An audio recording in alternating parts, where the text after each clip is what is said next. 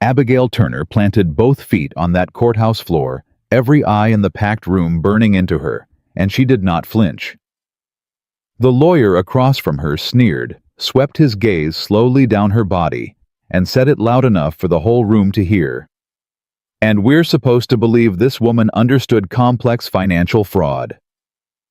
The laughter started somewhere in the back. She let it finish. Then she opened her ledger, set it flat on the table, and said quietly, "Let's begin." That moment, that single, quiet, devastating moment, was the end of Edgar Blackwell's empire. But to understand how a woman everyone called too fat, too slow, and too worthless to marry, walked into that courtroom holding the evidence that brought down the most powerful man in Wyoming territory, you have to go back to where it all started, to a dusty wagon, a broken cowboy, and the worst day of Abigail Turner's life. If this story already has your heart, please subscribe to this channel right now and follow every single part to the end, because what this woman did will stay with you long after the story is over. Drop the name of your city in the comments below. I want to see exactly how far this story has traveled. Now let's go back to the beginning. The wagon lurched to a stop in the middle of Hardin Creek's main street on a Thursday morning in late July 1887, and Abigail Turner climbed down before the driver even finished pulling the brake. She did not wait for help. She had stopped waiting for help a long time ago. She landed hard on the packed dirt, both feet steady, and she straightened her back the way her mother had taught her. Shoulders level, chin up, eyes forward. She was 26 years old, broad-shouldered, full-figured, and she carried herself with the kind of quiet dignity that costs a person something real to maintain, when the whole world is telling them they have no right to it. The trunks came down behind her, 2 of them. Everything she owned in the world fit inside those 2 battered trunks, and she watched the driver drop them in the dust without ceremony, and snap his reins, and move on without a single word. She stood there a moment. Just her and her trunks, and the sun coming down hard on the back of her neck. Then she heard it. The whispers started the way they always did. Quiet, then not quiet at all. Lord have mercy. Look at the size of her. That the Turner girl, the one Edgar arranged. Poor colt. As if that man's luck could get any worse. She did not look toward the voices. She already knew what she would see. She had seen those faces her entire life. The poorly concealed amusement, the exaggerated pity, the casual cruelty of people who had never once questioned whether their opinions were worth the air they used to deliver them.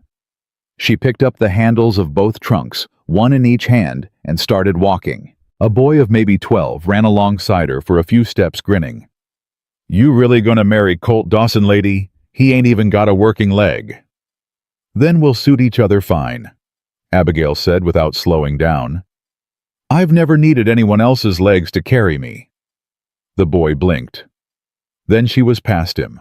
The general store owner, a wide man named Pruitt, stepped out onto his porch as she went by. He crossed his arms and shook his head slowly. "Blackwell arranged this," he said to the woman beside him, not bothering to lower his voice. "Sending that poor cripple a wife like that might as well nail the coffin shut himself." Abigail kept walking. She had learned early that responding to cruelty in public gave the cruel people exactly what they wanted: an audience, a scene, proof that their words had landed. She would not give Hardin Creek that satisfaction on her first morning in it.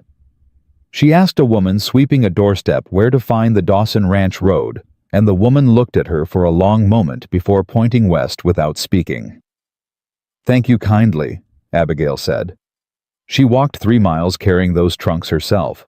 By the time the ranch came into view, her hands had blisters forming, and her dress was soaked through with sweat.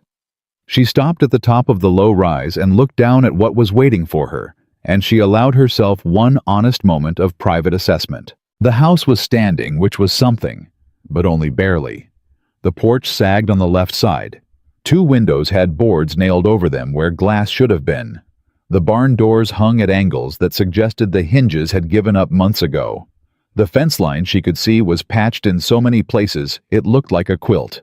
The yard was full of equipment in various stages of disrepair, and the whole place had the particular silence of somewhere that used to be full of sound. She had seen failure before. She had grown up in a house where failure accumulated slowly the way dust does, until one day you realized you couldn't see the furniture underneath anymore.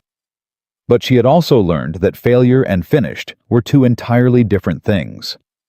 She picked up her trunks again and walked down to the house. She knocked on the door with 3 solid knocks. Nothing. She knocked again. A voice came from somewhere around the side of the building, rough flat, and carrying the particular exhaustion of a man who had stopped expecting anything good. "Whoever you are, I'm not buying anything, and I'm not interested in charity." "I'm not selling anything," Abigail called back. "And I'm not offering charity. My name is Abigail Turner. I believe you're expecting me." A long pause. Then the sound of uneven movement, a shuffle, and a heavier step alternating, and Colt Dawson came around the corner of the house. He was not what she had imagined. She had been told he was broken. She had been told he was a failure. She had been told by her cousin Harriet with particular relish that he was a man nobody wanted any more than anyone wanted Abigail herself. She had expected someone defeated in his face as well as his circumstances. But Colt Dawson's face was not defeated. It was closed. There was a difference. Defeat was what happened after a man gave up. Closure was what happened when a man decided that hope was a luxury he could not afford. He was tall, lean in the way that hard work and not enough food made a person lean, rather than the way health did. He had dark hair going gray at the temples, a jaw that hadn't seen a razor in several days, and eyes the color of creek water in autumn brown and green and complicated. His left leg was braced with a leather and iron contraption that went from boot to knee, and he moved with a compensating roll that suggested the leg had been badly set and had healed imperfectly. He stopped when he saw her. She watched him look at her the same way everyone in town had looked at her, that same involuntary sweep of assessment that people thought was subtle and never was. She waited. "You're Abigail Turner," he said finally. It was not a question. "I am.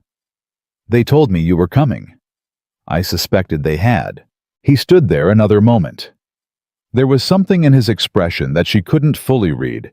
Anger maybe, or shame, or a complicated mixture of both, that had been sitting in him long enough to settle into something denser than either one alone.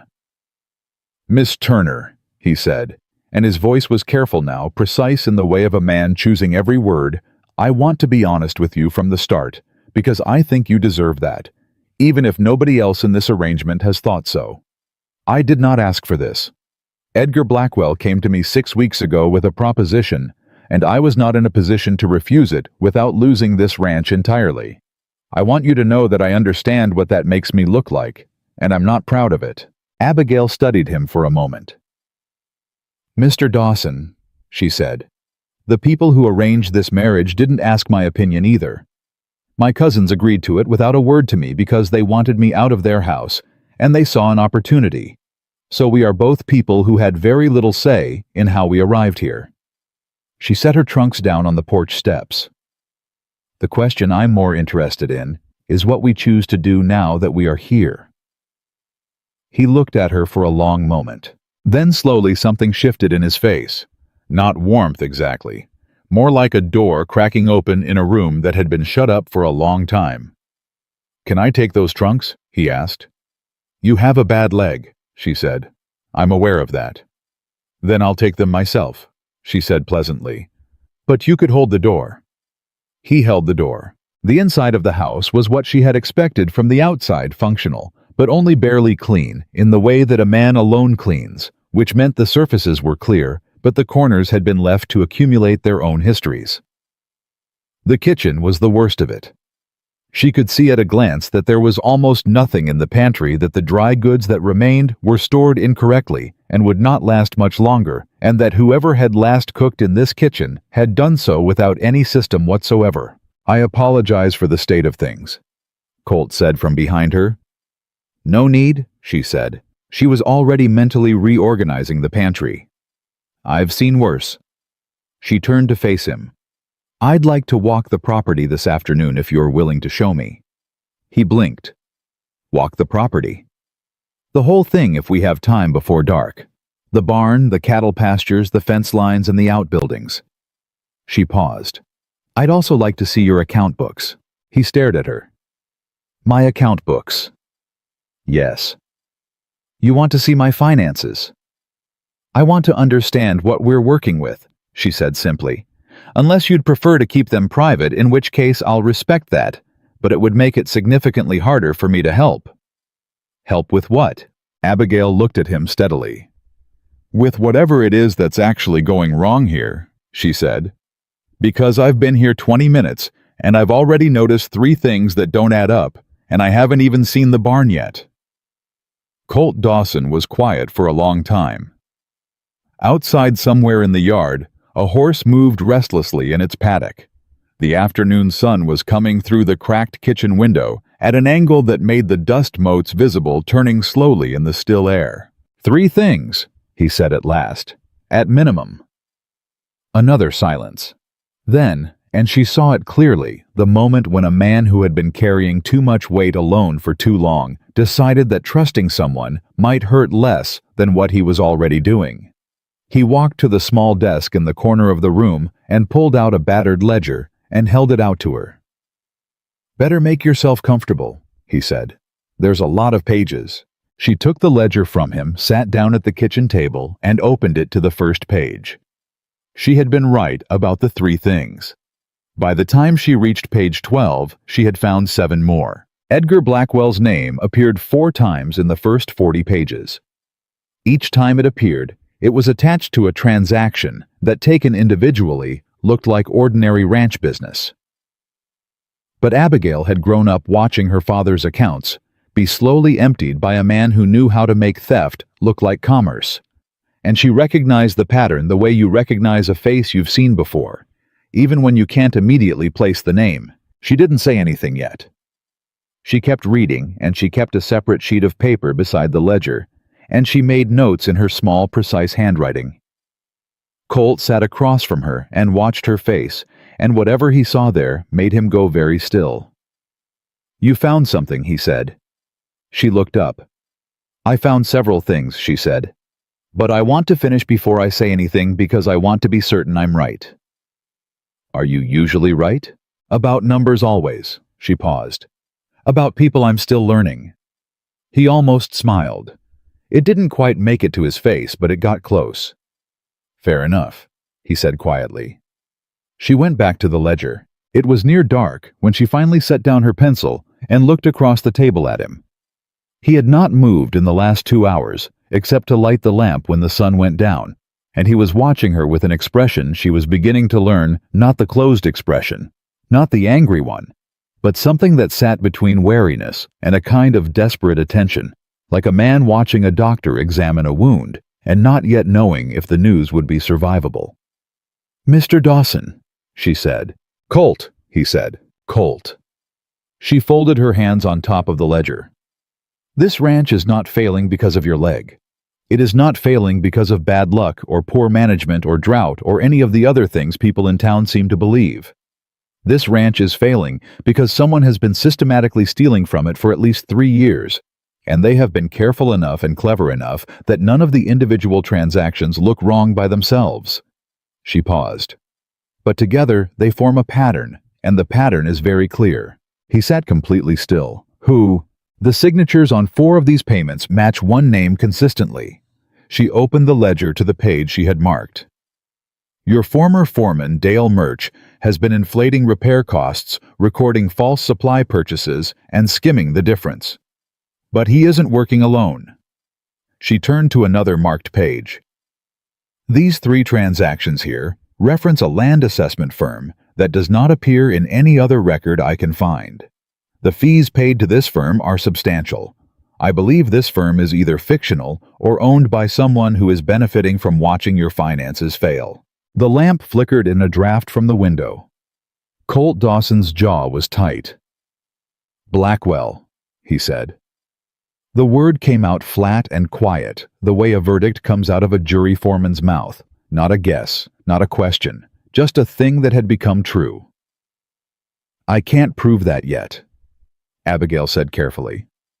What I have so far is evidence of the theft, not necessarily of who directed it.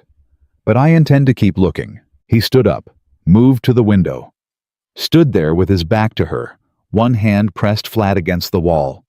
She could see the tension in his shoulders, the rigid line of his spine, and she understood that she was watching a man absorb information that rearranged everything he had believed about his own failure. 3 years, he said, his voice low. "I thought it was me.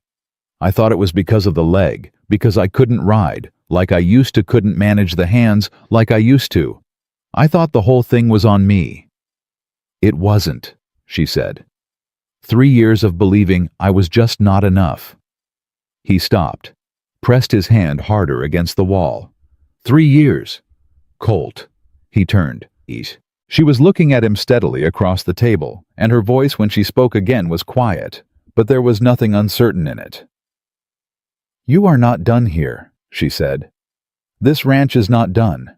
But we are going to have to be very careful and very smart, because whoever is behind this has money and influence, and they will not let go of what they think they're about to take without a fight." She paused. "So I need to know, are you willing to fight back?" He looked at her for a long moment. In the lamplight, in this broken house, with the ledger open on the table between them, and everything he had lost and everything he stood to lose still hanging in the air.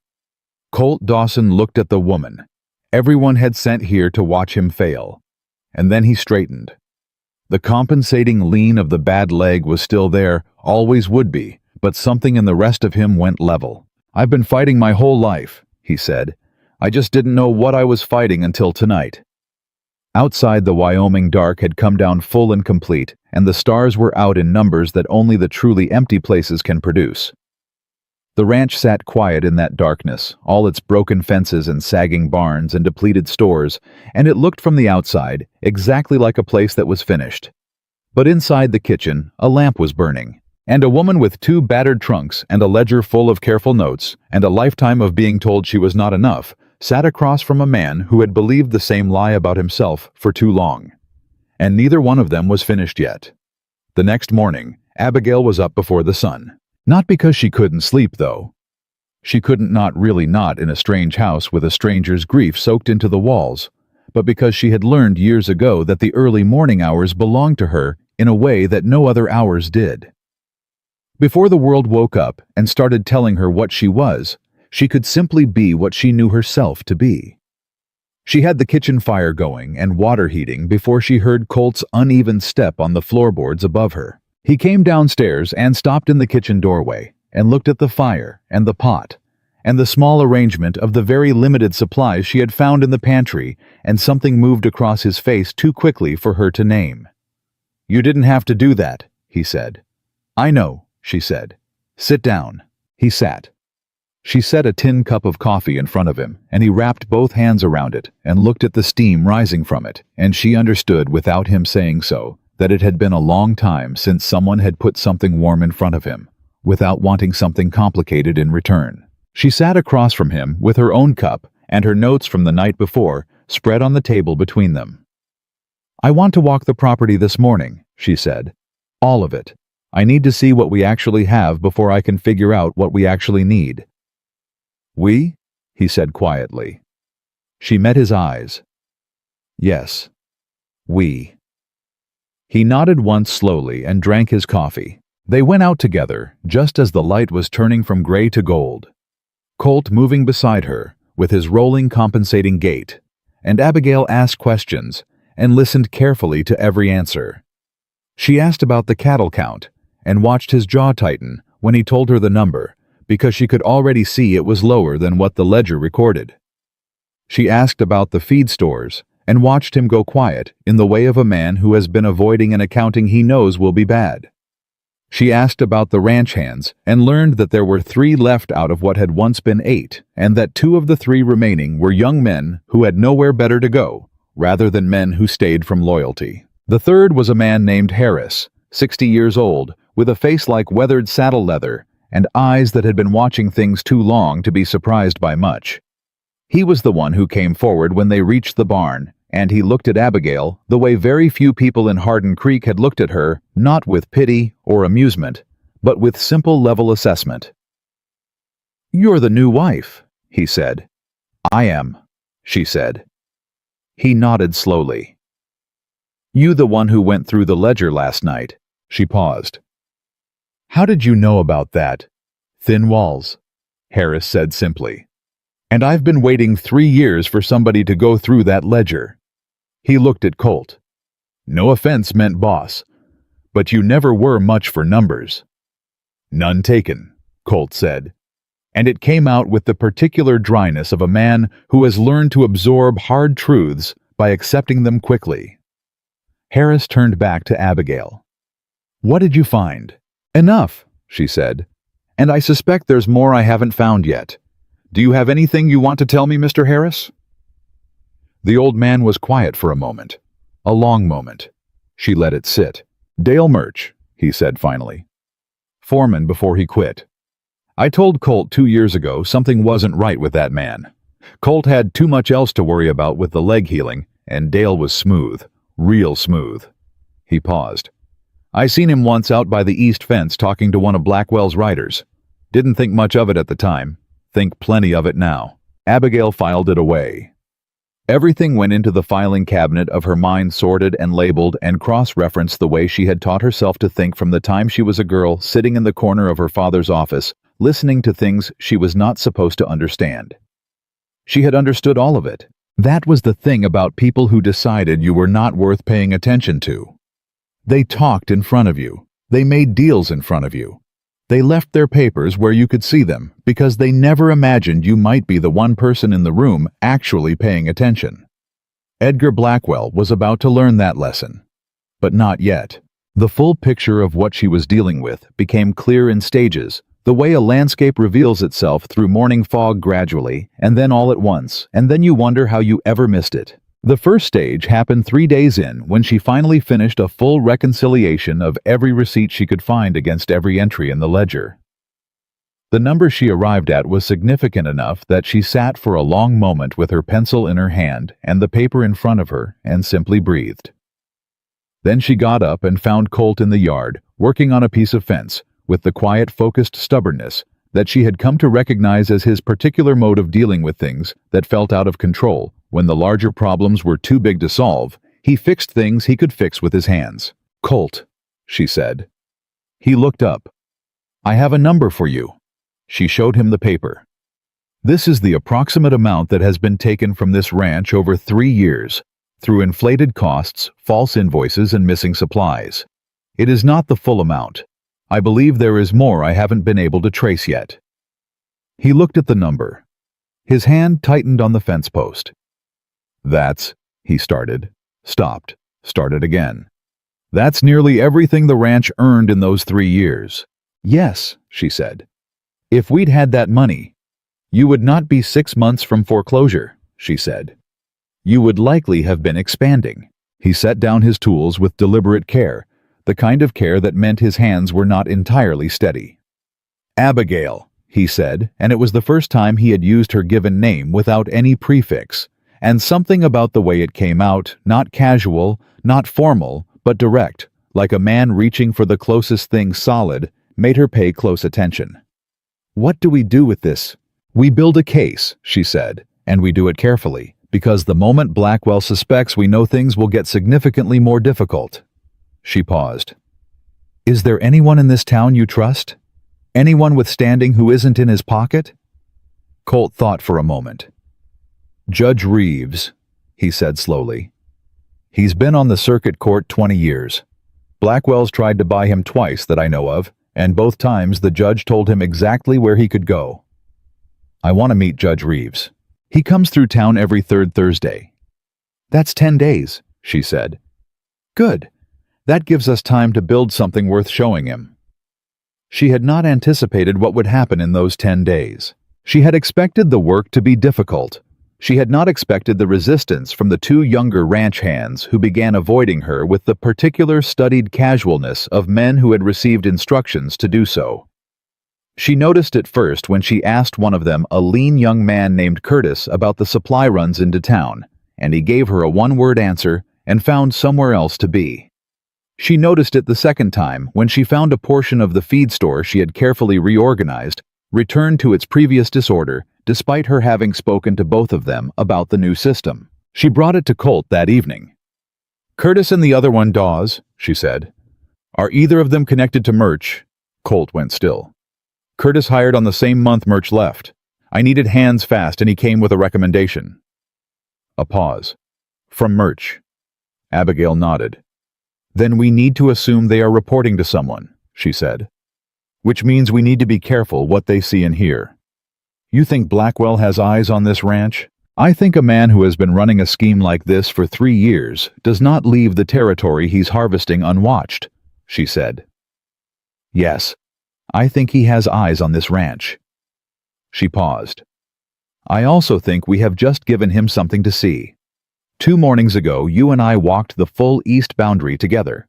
Yesterday, we were in the office with the ledger for 2 hours. We are not invisible. The second stage happened 5 days in, and it arrived in the form of a woman named Clara Finch, who appeared at the front gate one afternoon carrying a basket and wearing the expression of someone who had rehearsed what they were going to say and was hoping they still remembered it correctly.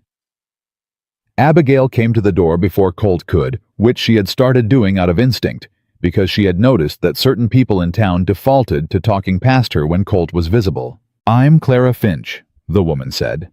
"My husband owned the Finch property 2 miles east before—" She stopped. "Before we lost it. 8 months ago." Her hands tightened on the basket handle. "I heard there was a new woman at the Dawson place. I heard she was asking questions. I needed to talk to someone." Abigail opened the gate. "Come inside," she said. "I'll put water on." Clara Finch sat at the same table where Abigail had sat with the ledger and told her story in the halting way of a person who had been trying not to think about something too hard for too long. The Finch property had been lost to a foreclosure based on a debt she had never understood, and her husband, soft-spoken, she said a good man, not a man for arguing, had not been able to contest.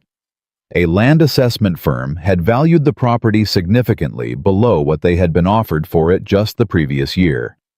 The bank that held the debt was one Abigail had seen referenced in Colt's ledger. "Do you still have the documents?" Abigail asked. Clara looked up. "I kept everything. My husband said it wasn't worth keeping. I kept it anyway." A pause. "I don't know why. I couldn't throw them away. It felt like throwing away the truth." "Mrs. Finch," Abigail said quietly, "you kept them because you knew something was wrong, and you were right." She leaned forward.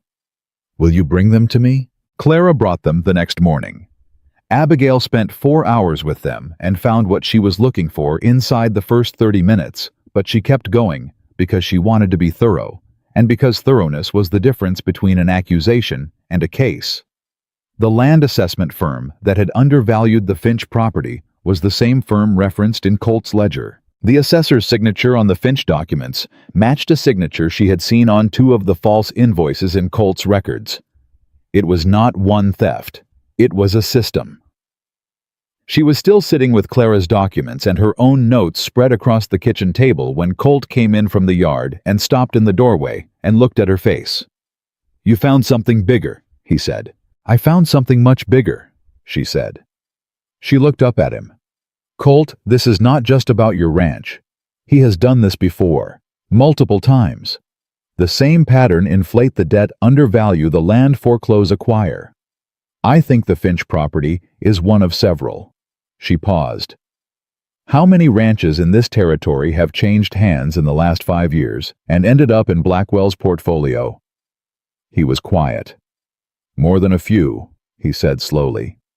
I never put it together like that." "Nobody did," she said. "That's how it worked. Every family thought they were the only one. Every failure looked individual." She tapped the documents on the table. "But the signatures are the same. The firms are the same. The pattern is identical." She sat back in her chair.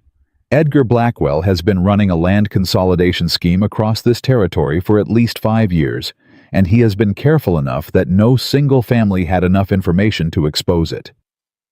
She looked at Colt steadily. Until now. The silence that followed was the kind that has weight and texture and takes up real space in a room. "You put it together in 10 days, Colt said. His voice had something in it she hadn't heard before, not quite wonder, not quite pride, something that sat between the two. 9, she said. And I had your ledger to start from. She began organizing the papers. I need to talk to more families. I need to know how many there are and how much they kept. Clara Finch is one. There will be others. She looked up. I need you to tell me every ranch that has changed hands and gone to Blackwell. Every single one. Colt pulled out a chair and sat down. He was quiet for a moment, his jaw working slightly, and then he started talking, and she started writing. And the list that grew on the paper between them was longer than either of them had expected. 14 names. 14 families. 14 properties acquired by Edgar Blackwell over 5 years, each one preceded by the same manufactured financial crisis, the same false assessments, the same fraudulent debts. When Colt stopped talking, they both looked at the list. He owns half the territory, Colt said quietly. Not yet, Abigail said.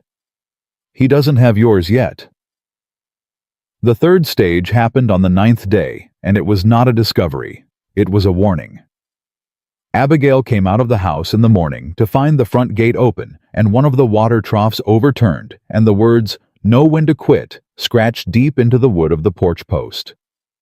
She stood and looked at it for a long time. Then she went back inside and got her pencil and paper and added it to the record. Date time description. She wrote it all down with the same precise handwriting she used for the ledger figures because a threat was evidence just as much as a forged invoice was, and evidence was what she collected. Colt found her at this table when he came downstairs. She showed him the porch post from the window. She watched his face go through several things rapidly: anger, fear, a protective flare of something hot and immediate. He started toward the door.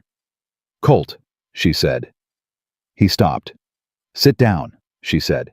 "Please." He turned. "They were on this property, at night, while we were both here," she said steadily.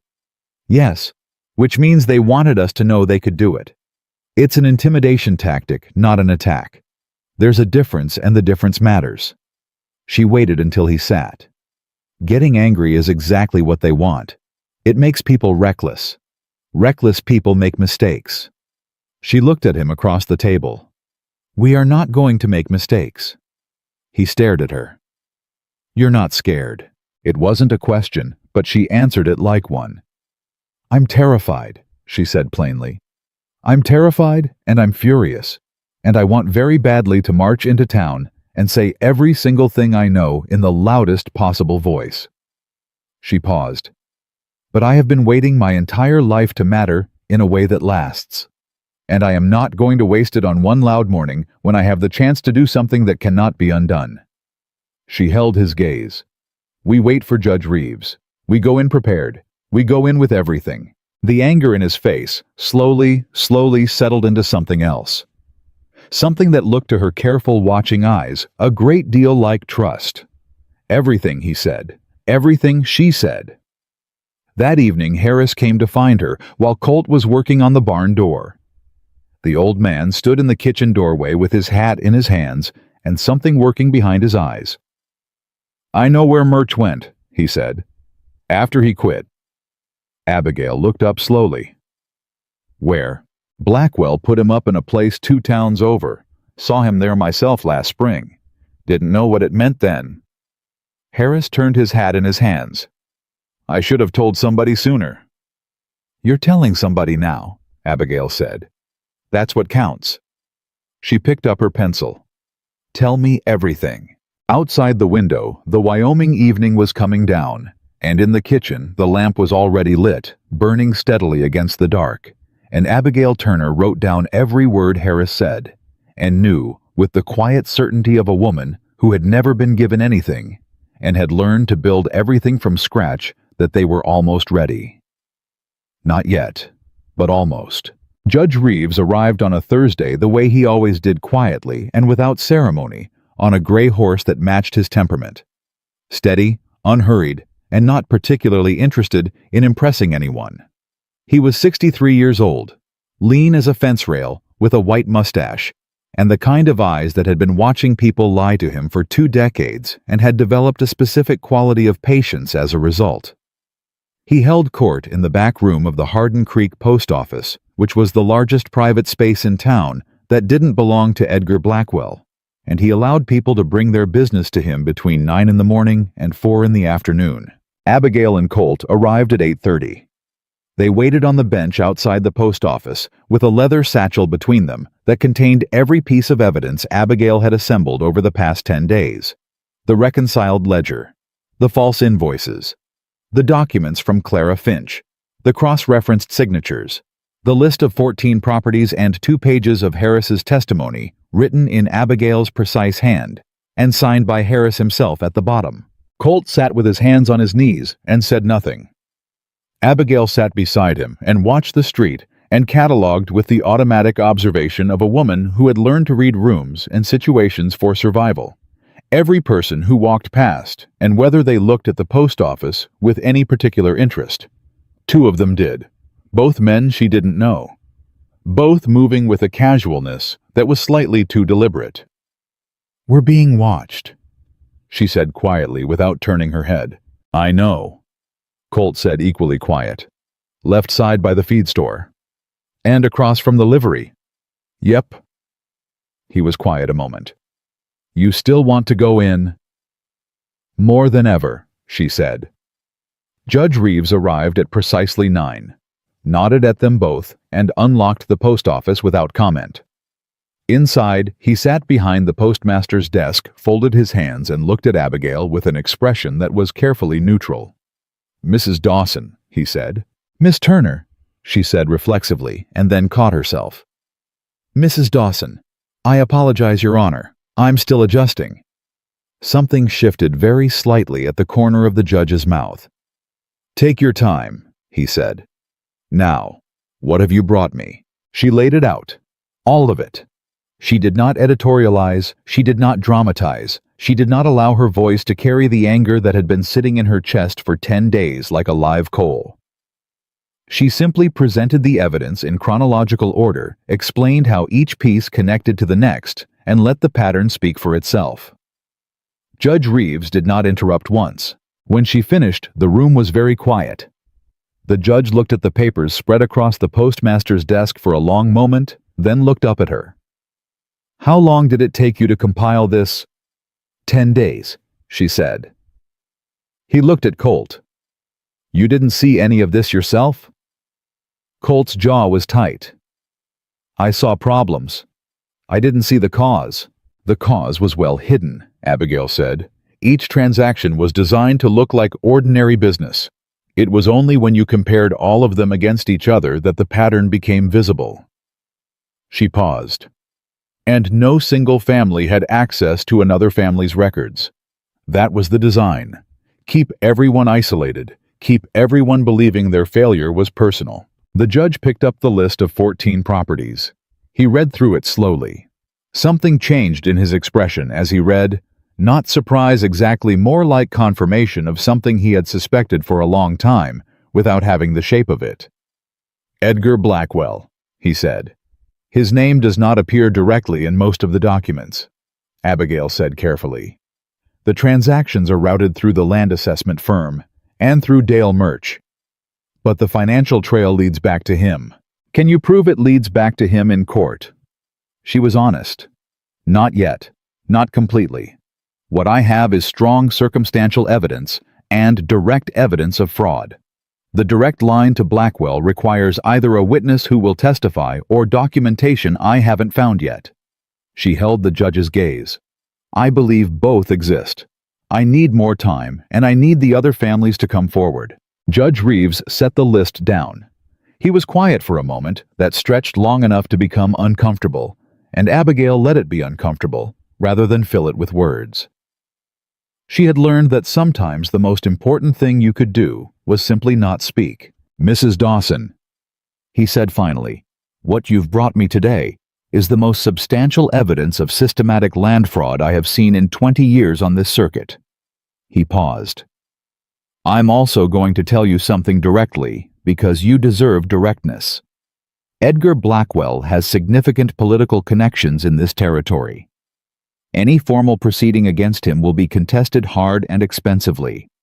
The moment he knows a case is being built, he will move to discredit the evidence, intimidate witnesses, and apply whatever pressure he can to the people involved. He looked at her steadily. That means you and your husband. I know, she said. And you want to proceed. I want to proceed, she said. Colt said, we want to proceed, and his voice was level and certain. The judge nodded slowly. Then here is what I can do. I can issue a temporary stay on the foreclosure proceedings against the Dawson property. That buys you time. In the meantime, you gather the remaining witnesses and documentation. When you have what you need, you come back to me, and we will schedule a formal hearing. He began organizing the papers she had brought. I will need copies of all of this. I made copies, Abigail said, and produced a second complete set from the satchel. The judge looked at the copies and then at her, and the expression on his face in that moment was one she would remember for a long time, not pity, not amusement, but simple, unguarded respect, the kind that doesn't need to announce itself. You came prepared, he said. I always come prepared, she said. They were back outside and halfway down the main street when it happened. Edgar Blackwell stepped out of the bank directly into their path. He was 60 years old, broad across the shoulders, with a silver watch chain and the particular kind of confidence that came not from achievement, but from having never been seriously challenged. His eyes went to Colt first, then to Abigail, and she watched the assessment happen, the same assessment she had weathered her entire life, faster now and more dangerous, because this man had much more to protect than simple social cruelty. Colt, he said pleasantly, haven't seen you in town for a while. How's the ranch holding up? Well enough, Colt said. Blackwell's eyes moved to Abigail. And this must be the new wife I've been hearing about. He smiled with all of his teeth. Edgar Blackwell, I've known your husband a long time. I do hope you're settling in all right. Very well, thank you, Abigail said. She matched his pleasant tone note for note. Good, good. His eyes stayed on her a moment longer than was comfortable. Spending much time getting to know the territory. Some, she said. I've been mostly occupied with learning the ranch accounts. There's quite a bit to catch up on. Something moved behind Blackwell's eyes. Fast and carefully controlled, but she was looking for it, and she saw it. Ranch accounts, he said. Well, I imagine that's a big undertaking. A place like Colt's, all those years of records. He paused, perfectly casual. If you ever need help making sense of things, don't hesitate to come to me. I've helped a number of ranching families in this territory manage their finances over the years. I've noticed, Abigail said pleasantly. You've been very involved with the ranching community here. That's very generous of you. The smile stayed on his face, but something underneath it went very still. Well, he said, that's what neighbors are for. He tipped his hat. Welcome to Hardin Creek, Mrs. Dawson. I hope your stay here is a long and comfortable one. He walked on. Colt waited until he was inside the bank before he spoke low and level. He knows. He suspects, Abigail said. He doesn't know what I found yet, but he will start looking. She kept walking at exactly the same pace. We have less time than I thought. She was right about that. And she learned just how right 4 days later when Clara Finch came to the ranch at a run with her skirts in both hands and her face white as chalk. They came to my boarding house this morning, Clara said, her breath coming short. 2 men. They said if I had any documents related to the property, I needed to surrender them to the land office immediately. They said keeping them was they said there could be legal consequences for keeping them. Her hands were shaking. Abigail. They knew I had them. How did they know I had them? Curtis. Abigail thought immediately. One of the 2 ranch hands. He had seen Clara visit. He had reported it. Did you give them anything? She asked. No, I told them I didn't know what they were talking about. Clara's eyes were bright and afraid. But I'm frightened. They knew my name. They knew where I was staying. Good, Abigail said, and Clara blinked at the word. Not good that they frightened you. Good that you didn't give them anything, and good that they showed their hand. She took Clara's hands in both of hers and held them steady. What they just did is itself evidence, Clara. Men who visit a widow and threaten her to surrender private documents are not operating inside the law. That visit, those men, their words, all of it goes into the record. She looked at her steadily. I need you to write down everything you remember about them. What they looked like, exactly what they said, the time they came. Will you do that? Clara swallowed, nodded. Good. And Clara, the copies of your documents are already with Judge Reeves. They cannot take back what we have already given him. The relief that crossed Clara's face was immediate and profound, and Abigail understood in that moment with sharp clarity exactly why this work mattered beyond the Dawson Ranch, and beyond even the 14 families on her list. Because Edgar Blackwell's real power was not his money or his connections. It was the isolation he manufactured. The belief in each family that they were alone, that their documents meant nothing, that no one was listening, that no one would come. She was going to take that power apart piece by piece. She sent a letter that afternoon through the post, not through the Hardin Creek post office, but through the one in the next town carried by Harris on a supply run to every name on her list of 14. Short, careful, and plain. It said that evidence had been found that the losses suffered by multiple ranching families in the territory were connected and were the result of deliberate fraud. It said that a formal proceeding was being prepared. It said that if they had documents and were willing to speak, there was someone ready to listen. She signed it with her full name. Abigail Turner Dawson. The name everyone had laughed at when it stepped off the wagon 3 weeks ago. The responses started coming 5 days later, and they came in a flood. Not everyone. Some families were too frightened or too far gone in their belief that nothing could be done. But enough. Enough to matter enough to add weight to what she already had enough to transform her case from one ranch's story into a territory's reckoning. She was in the middle of a meeting with 2 of these families, brothers named Garrett, who had lost their spread 18 months ago and had kept meticulous records out of pure stubbornness, when Harris appeared in the doorway of the kitchen with his face arranged in an expression she had learned to recognize. Something has happened, and it is not good. She excused herself and went to him. Foreclosure notice came, Harris said. His voice was quiet and flat. New one, different from the last. Different bank. He handed her the paper. She read it. Her face did not change. Inside, something went cold and sharp. The amount listed was nearly double what the original foreclosure had claimed, and the debt was attributed to a loan she had never seen referenced in any document from a lending institution that had not appeared anywhere in the ledger signed with Colt's name. Forged. The signature was good, very good, but she had been living with Colt's handwriting for 3 weeks now, reading his notes and his records and his careful annotations in the margins of the ledger, and the signature on this document had a consistent rightward lean that Colt's authentic signature did not. She walked back into the kitchen. I need to borrow your records for the next hour, she told the Garrett brothers. This is an emergency. They looked at each other, and then at her face, and nodded without question.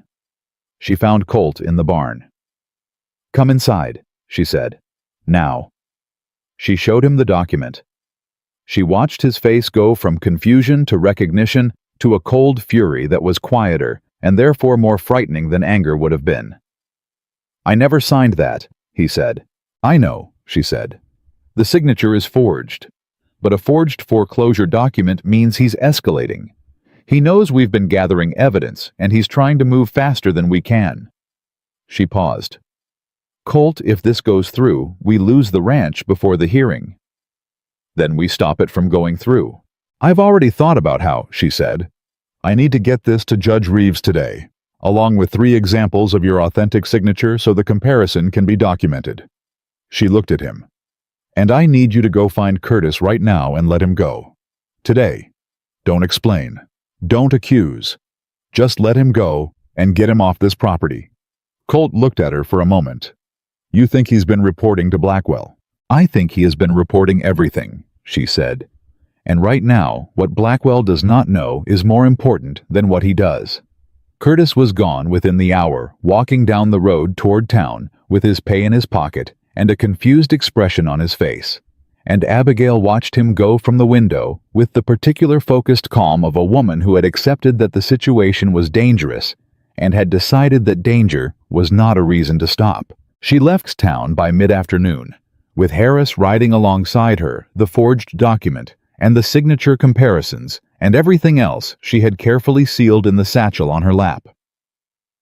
She was 2 miles from the ranch when she heard a horse coming up fast behind her. Harris reached for his rifle. The rider pulled up alongside them, and Abigail turned to look, and it was Colt. He had his coat on, and his rifle in the scabbard, and his jaw set with the particular expression she had come to understand meant a decision had already been made and was not open for discussion. "You're not going alone," he said. "I have Harris," she said. "You have Harris and me," he said. "Keep moving." She looked at him for a moment. The Wyoming afternoon was wide and clear, and the road ahead was empty, and she understood with a feeling she could not have named precisely and did not try to, that this was what it felt like when someone put themselves beside you, not because they had to, but because they could not imagine being anywhere else. "Keep up then," she said and faced forward. They rode hard, and behind them the ranch sat quiet and waiting, and 2 miles away in town, Edgar Blackwell was looking at the letter. One of his men had just brought him a copy, intercepted too late of the notice Abigail had sent to the 14 families, and his face, for the first time in a very long time, showed something other than confidence. Because 14 families were not isolated anymore. And the woman he had arranged to fail had just built an army out of everyone he had already destroyed. Judge Reeves looked at the forged foreclosure document for a long time without speaking. Abigail sat across from him in the back room of the post office in Millhaven, the next town over, where she had ridden hard for 2 hours with Colt and Harris flanking her, and the satchel pressed against her side the entire way. The lamp on the desk between them was the only light. Outside, the town had gone quiet for the evening, and the quiet felt thin and watchful rather than peaceful. The judge set the document down and picked up the 3 authentic signature samples she had brought alongside it. He held them under the lamp. He looked back at the forged signature. He set everything down with a deliberateness that told her he was managing his own reaction carefully. "This is a felony," he said. "Document fraud in a foreclosure proceeding. That's not a civil matter. That is a criminal act." "Yes," Abigail said. "And you believe Blackwell directed it." "I believe the timing is not a coincidence," she said. "We met with you 10 days ago. 5 days later, his men visited Clara Finch to recover her documents. 3 days after that, this forged notice arrived." She paused. "He is accelerating because he knows we are building a case. If he can push through a fraudulent foreclosure before the hearing, Colt loses the ranch, regardless of what happens in court afterward." Judge Reeves looked at Colt. "This is your signature." "It is not," Colt said flatly. "You're prepared to swear to that?" "Absolutely." The judge was quiet again for a moment. Then he reached for his pen. "I'm issuing an emergency injunction tonight. No foreclosure proceeding against the Dawson property can move forward pending the outcome of the formal hearing." He looked up. "And I'm moving the hearing date up. 3 weeks from today, not 6. He held Abigail's gaze. "That means you have 3 weeks to complete your witness list and have everything ready. Can you do that?" "Yes," she said without hesitation. Colt looked at her sideways. She could feel the question in it. "Are you sure?" And she answered it by not answering it, by simply keeping her eyes on the judge and her hand steady on the satchel in her lap. "One more thing," the judge said. He set down his pen and looked at her directly. "I want you to understand what the next 3 weeks are going to look like. Blackwell's lawyers will be filing motions by the end of the week. They will attempt to have the evidence dismissed on procedural grounds. They will question the chain of custody. They will argue that a woman with no formal legal training has no standing to compile evidentiary materials." He paused. "They will come after your credibility personally, and they will not be polite about it." "I know," she said. "And you're not deterred." "Your Honor," she said, and her voice was very quiet and very clear, "I have spent 26 years being told that I have no credibility, no standing, and no right to speak in rooms where decisions are made. I am accustomed to it. What I am not willing to do is let that be the reason the right thing doesn't get done." She paused. "So no, I am not deterred." The ride back was dark and cold, and none of them spoke much. Harris rode slightly ahead, watching the road, and Colt rode beside her, close enough that she could hear his breathing steady and even, the breathing of a man who had decided to be calm as an act of will, rather than because calm came naturally. Halfway back he said, "You told him you could be ready in 3 weeks." "I can be," she said. "Abigail." His voice was careful. "There are still families we haven't spoken to. There's still documentation we haven't traced. 3 weeks is what we have," she said. "So it will have to be enough." She looked at him in the dark. "Colt, if we ask for more time, Blackwell uses that time too. Every day we take is a day he spends preparing to dismantle what we've built.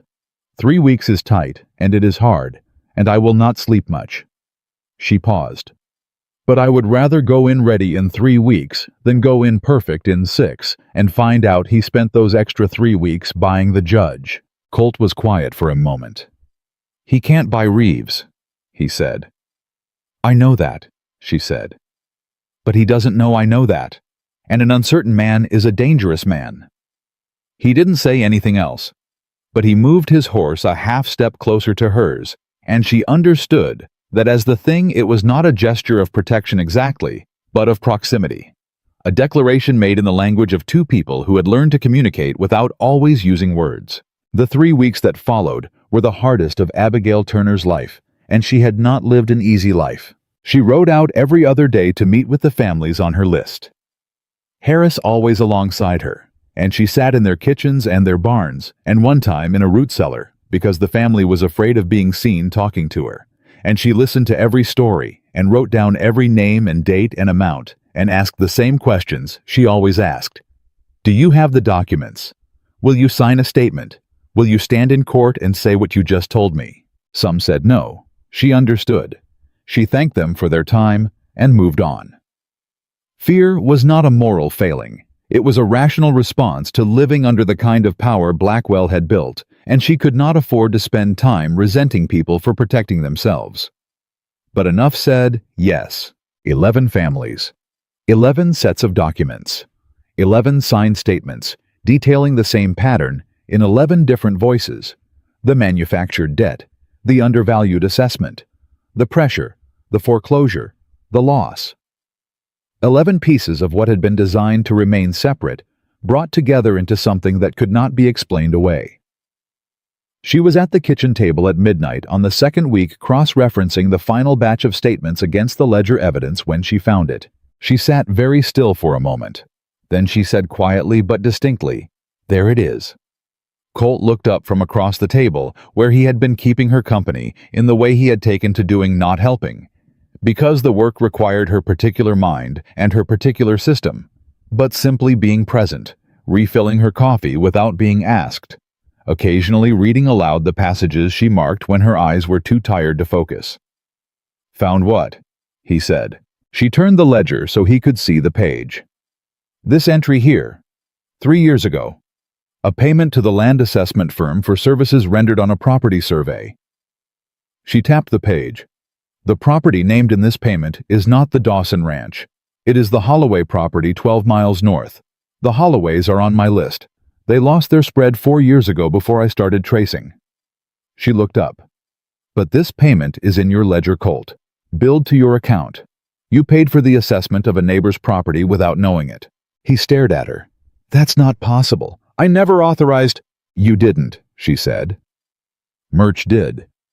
He billed the cost to your account because your account was already being systematically drained, and one more unusual expense wouldn't be questioned."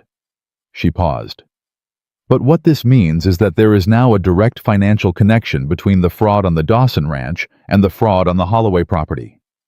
Your ledger doesn't just document what was done to you. It documents what was done to someone else using your money without your knowledge." She held his gaze. "That is the direct link to Blackwell's broader operation that I did not have before. That is the piece that connects the individual cases into a single conspiracy." Colt looked at the ledger entry for a long time. "I paid for them to steal from my neighbors," he said, and the self-disgust in his voice was real and immediate. "Without knowing it," she said firmly. "You were a victim of the same scheme. This entry doesn't implicate you, it implicates him.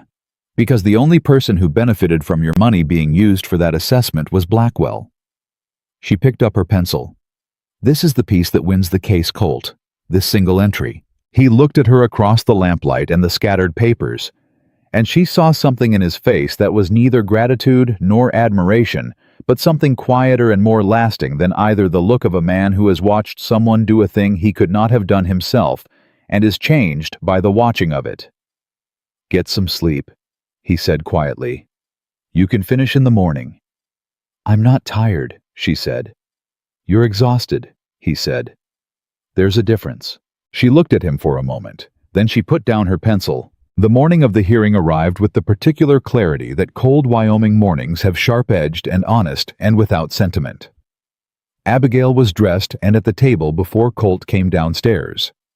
Not because she had slept late, she had not slept at all, but because she had spent the final hours of the night going through the satchel one last time, checking and rechecking, making absolutely certain that every document was in order, every exhibit numbered, every witness statement signed and dated. When Colt appeared in the doorway and saw her, he said, "How do you feel?" "Ready," she said. "That's not what I asked." She looked up at him. "Terrified," she said. "Ready and terrified, both at once." She stood picking up the satchel. "Are you ready?" He reached up and adjusted the collar of his jacket with the deliberate, careful gesture of a man who does not dress formally often and is aware of it. "Ready and terrified," he said, "both at once." She almost smiled.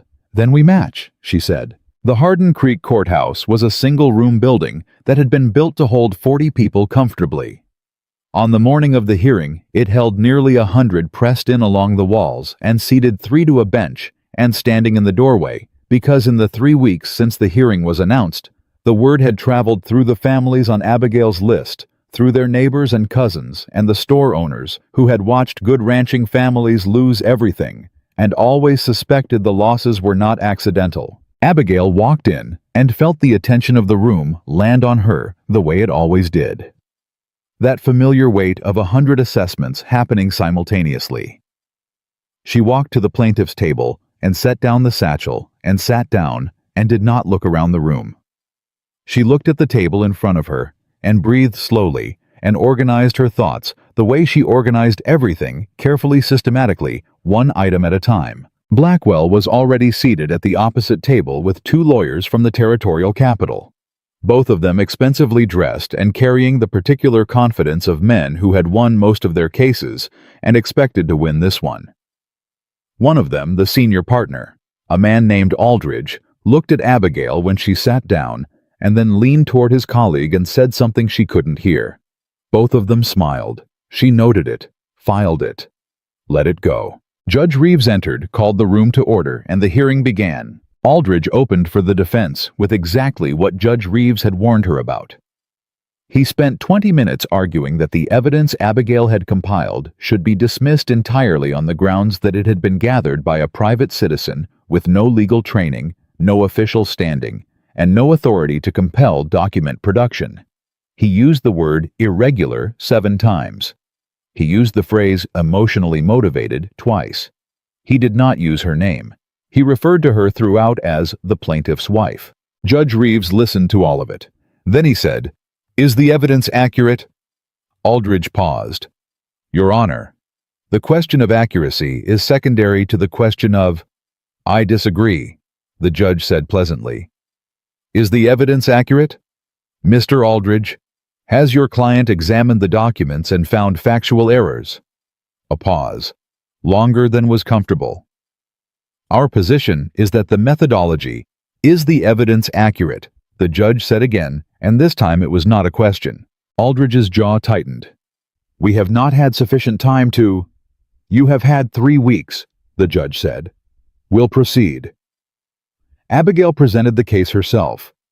She had considered asking for a lawyer and had decided against it, partly because the only lawyer in Hardin Creek was on retainer to the bank that held Blackwell's accounts, and partly because she knew the evidence better than anyone alive, and she trusted her own clear presentation of it more than she trusted anyone else's. She walked through the Dawson ledger first, entry by entry, the pattern she had found. The inflated costs, the false invoices, the payments to the non-existent assessment firm. She put each document up where the court could see it, and explained it in plain language, the way she would explain it to a neighbor across a kitchen table, and she watched the room follow her. Aldridge objected repeatedly. Procedural grounds. Evidentiary grounds relevance. Each time Judge Reeves overruled with increasing brevity. By the fifth objection, the overrule came before Aldridge had finished stating his grounds. Then she called the witnesses. Clara Finch came first. She sat in the witness chair with her hands folded in her lap and told her story in a steady, quiet voice. And when Aldridge stood to cross-examine her and began by questioning whether a widow with no business experience could accurately assess a financial transaction, Clara looked at him and said, "I know what I signed, and I know what I was told, and I know what I lost. I don't need a business degree to know the difference between the truth and a lie, sir." The room moved. A sound, not quite a word, that carried unmistakable meaning. Aldridge stepped back.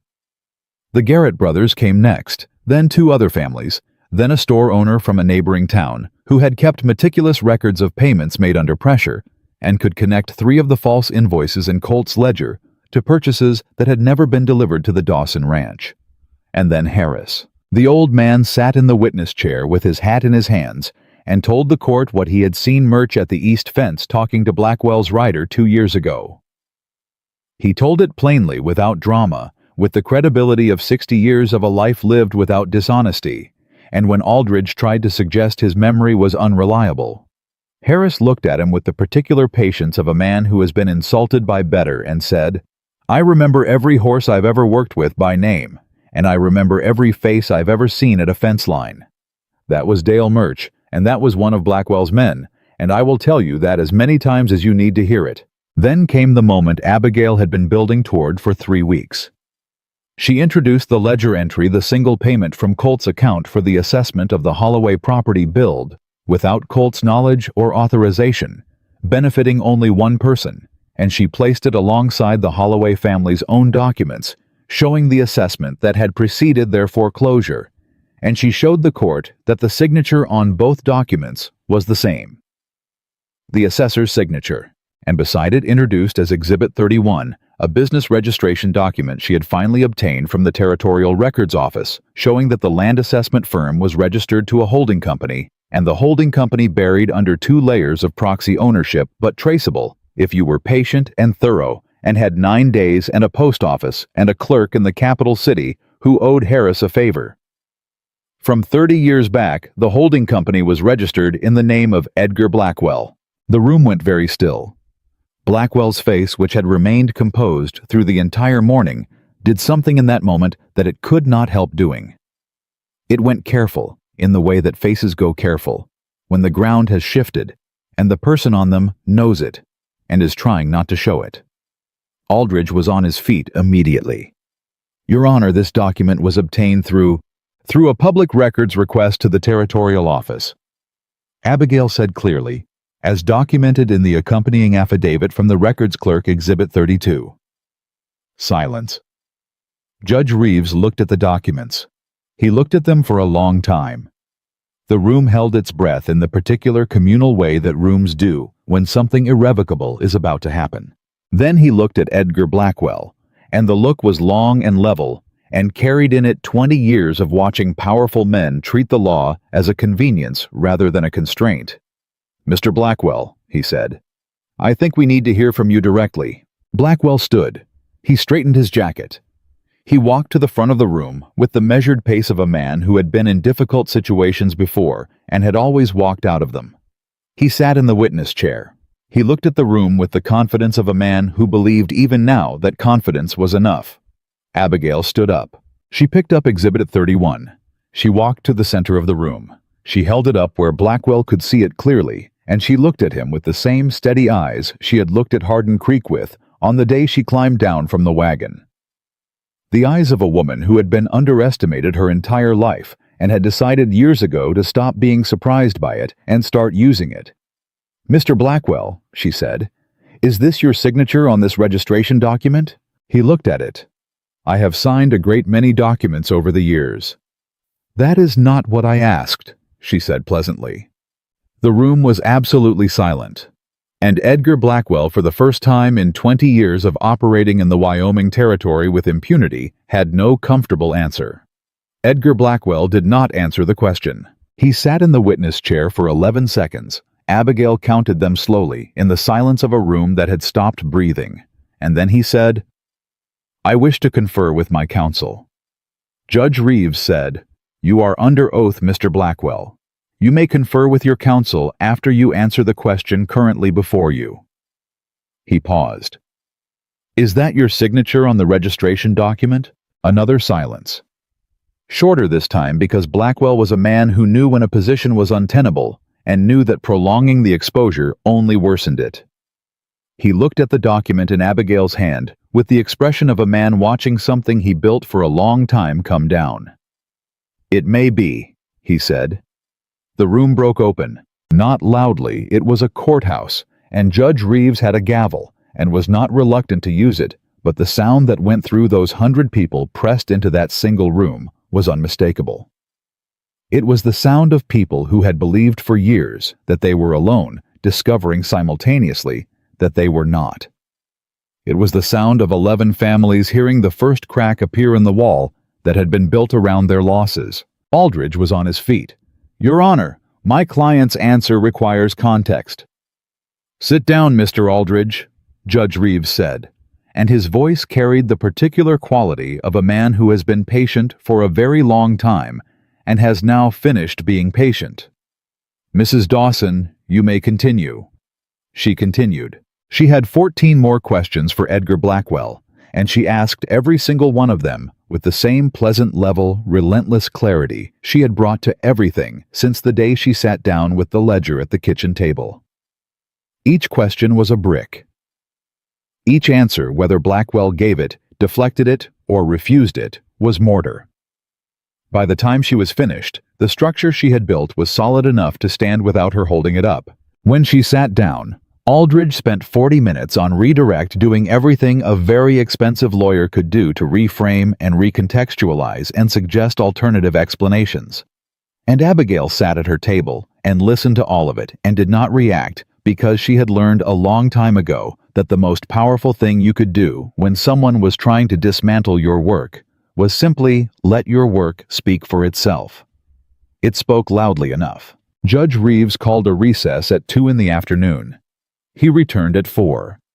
The room had not emptied in the intervening 2 hours. People had waited on the benches and along the walls and spilling out the door because everyone in that room understood that what was happening here was not only about the Dawson Ranch or the 11 families or even Edgar Blackwell. It was about whether the territory they lived in was the kind of place where the truth could win. When the judge came back in the room, went silent so fast it was almost startling. He sat. He looked at his notes. He looked at the room. Then he looked at Blackwell. "In the matter of fraud, document falsification, and criminal conspiracy in land acquisition," he said, and his voice was even and clear and carried to every corner of that packed room. "This court finds the evidence presented today to be substantial, credible, and compelling. The fraudulent foreclosure notice filed against the Dawson property is hereby declared void and of no legal effect.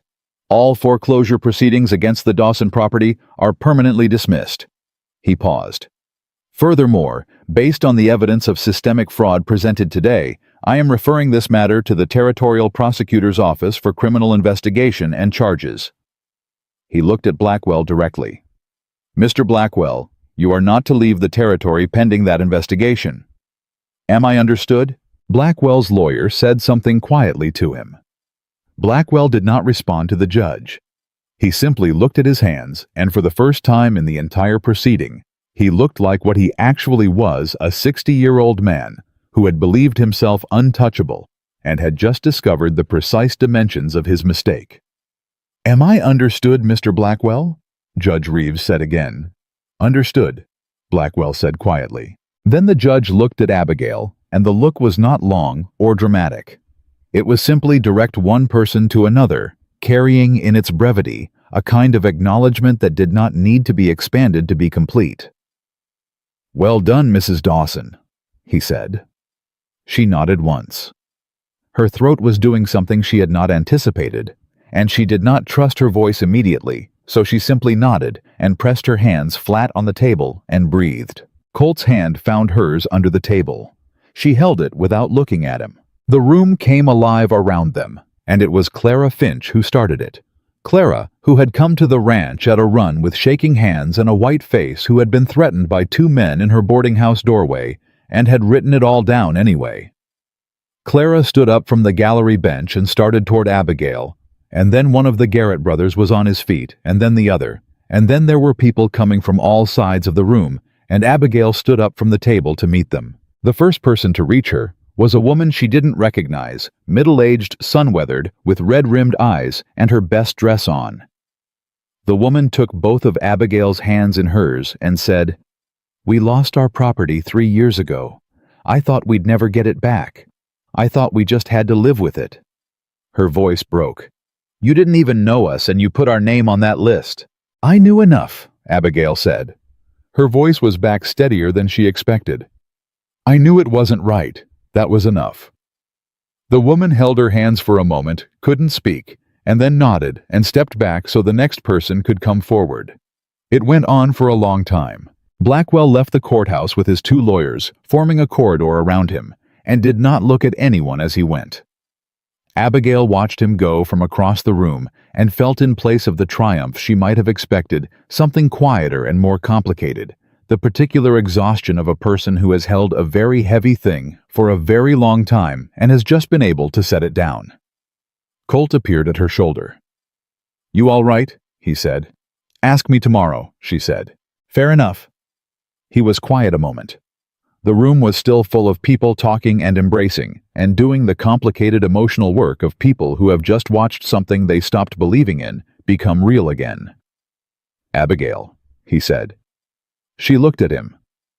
"I want to say something, and I want to say it right, so I'm going to ask you to be patient with me while I find the words." "Take your time," she said. He looked at her with the creekwater eyes that she had been reading for weeks now, learning the vocabulary of what tension looked like in them, what determination looked like, what the rare and carefully guarded warmth looked like when he allowed it past the closed door. Right now they were carrying something she hadn't seen in them before, something unguarded in a way that was clearly costing him something. "When you got off that wagon," he said, "I thought you were part of the trap. I thought Blackwell had sent you to finish what Murch started. A woman who would be in the way, or who would give up, or who would make things worse." He stopped. "I am ashamed of that now." "Don't be," she said. "You had every reason to trust nothing and nobody." "That's generous," he said. "It's also not the point." He paused. "The point is what you did here, not just today, every day. The ledger at midnight, the families, the letters, riding out with Harris in the dark with that satchel, standing up in that room and not moving when they came after you." He stopped again, and she could see him choosing the words with the care of a man who uses them sparingly, and therefore takes seriously the responsibility of using them correctly. "I have known a lot of people in my life, Abigail. Strong people, good people. I have never known anyone who did what you did.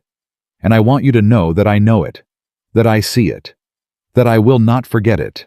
The room was loud around them, full of other people's relief and voices and motion. And in the middle of all of it, she looked at this man, broken leg and gray temples and closed expressions, and all of it, every part of what he was and what he had been through, and she felt something in her chest that she had stopped expecting to feel a long time ago. Not because she had given up on love exactly, but because she had been told so many times in so many ways that it was not something intended for her, that she had quietly relocated it from the category of things she hoped for to the category of things she simply did not think about. "You see me," she said quietly. "I do," he said. "I have for a while now. He stopped. "I wanted to wait until I could say it without the ranch being on fire." She laughed. A real laugh, unexpected, the kind that comes up from somewhere deeper than the chest.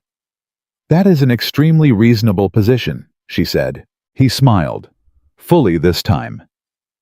It was the first time she had seen his whole smile, and it changed his face completely, the way sunshine changes a landscape you thought you understood. "Come on," he said. "Let's go home." They walked out of the courthouse together into the late Wyoming afternoon, and Harris was waiting at the hitching post with the horses, and he looked at their faces and nodded once without comment, because Harris was a man who understood that some things did not need to be said to be fully communicated. The months that followed moved with the particular momentum of a thing that has been set in motion by the right force at the right moment. The territorial prosecutor's investigation into Blackwell's land consolidation scheme took 16 months in total, but the outcome had effectively been determined on the day Abigail introduced Exhibit 31. The holding company registration unraveled the entire structure.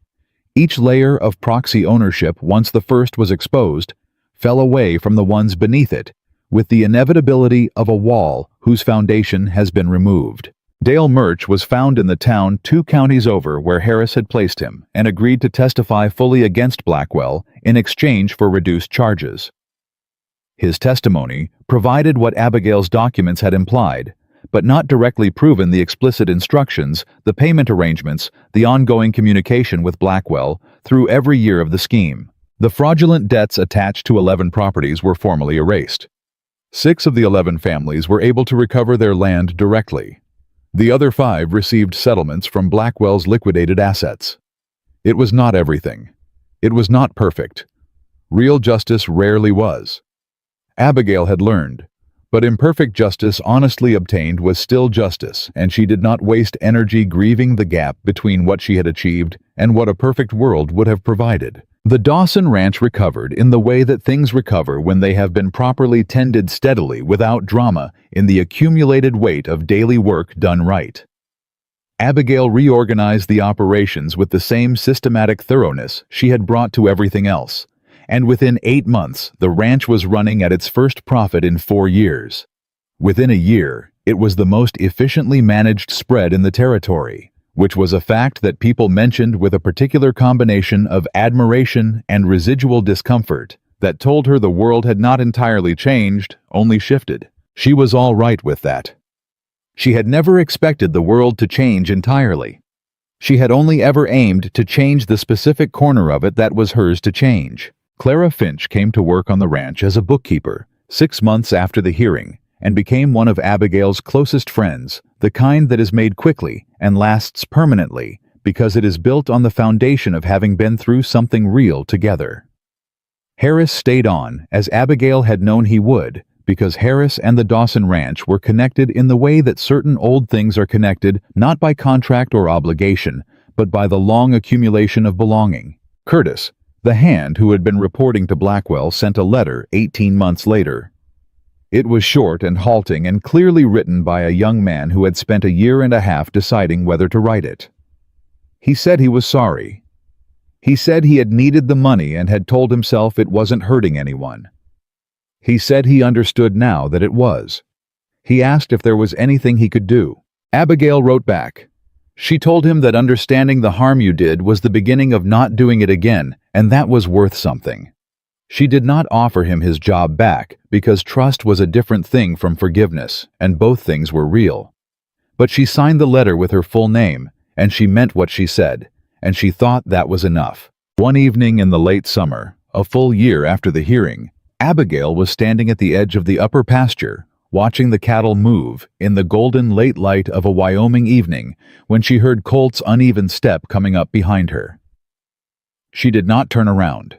She had learned the sound of his walk well enough to know exactly how far away he was, and she let him come all the way to standing beside her before she acknowledged him. He stood there a moment, looking at what she was looking at. "Full barn," he said. "Full barn," she agreed. "Fence line is solid all the way to the east boundary." "I know. I walked it this morning." "Of course you did." She could hear the smile in his voice without seeing it. He was quiet a moment. "You know what I think about sometimes." "Tell me," she said. "The day you got off that wagon," he said, "carrying both those trunks yourself.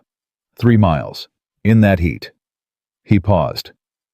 "I watched you come down the road from the upper window.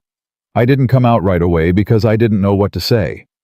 I stood up there and watched you carry those trunks down to the house, and I thought whoever that woman is, she's not here to give up." Abigail was quiet for a moment. The cattle moved in the pasture below them, calm and unhurried, and the light was the particular quality of light that late summer evenings in that country had wide and warm and lasting longer than seemed possible. "What made you think that?" she asked. "The way you walked," he said. "You walked like you already knew you were going to be all right. Like the only question was what it was going to take to get there." He paused.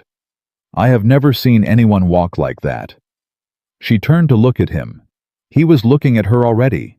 The creek water eyes warm in the evening light, the whole familiar face of him, the jaw and the gray temples, and the closed expression that was not closed anymore, had not been closed for a long time now. "When you arrived," he said, "I thought they sent you here to finish me." She remembered. She had heard something like those words before back at the beginning, and now they had weight they hadn't had then, the weight of everything that had come after. "And now," she said. He reached out and took her hand. "Now I know they accidentally saved me," he said. "Both of us. They were trying to end us, and all they managed to do was put us in the same place at the same time." He looked at her steadily. "I think that's the thing about people who underestimate other people. They never account for what those people might do when they finally have room to do it." She looked at their joined hands. At the ranch below them, the full barn and the solid fences and the cattle moving in the last light. At the life that had been built out of the wreckage of what Blackwell had tried to manufacture. "No," she said quietly. "They never do." The woman who had arrived with 2 battered trunks and been told her whole life that she was too much and not enough, all at once, too large, too bold, too certain, not pretty enough, not quiet enough, not small enough to be acceptable. That woman stood in the evening light of a Wyoming summer and held the hand of a man who saw her clearly and chose her completely, and she felt in the deep and unshakable way of things that are simply true that she was exactly where she was supposed to be. Not because anyone had given it to her, because she had built it herself out of courage and numbers and 14 families and a lamp burning at midnight, and the absolute refusal to accept that other people's blindness was the final word on her worth. The Dawson Ranch stood. The woman they called Too Fat to Survive had saved it, and in saving it, she had saved 11 other families, and in saving 11 families, she had changed what people in that territory believed was possible. And that the changing of what people believed was possible was the thing that lasted longest after everything else was done. That was the thing no one could take back.